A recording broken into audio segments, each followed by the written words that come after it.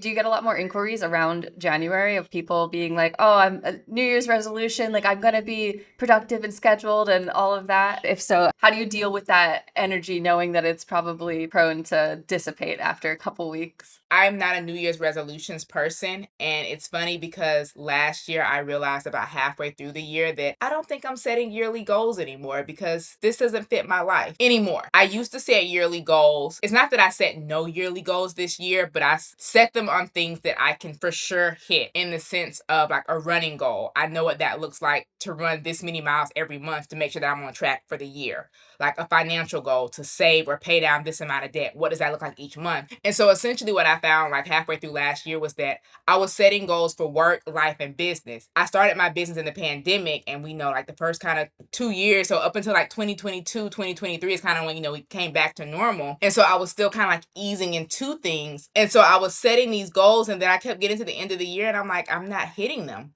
And so what I kind of realized is that 12-week year, the book, The 12-Week Year, I kind of started focusing that way, like looking at the quarters, because at work, my court dates are typically getting set between 60 to 100 days out. So I can touch and plan more about what's going to happen.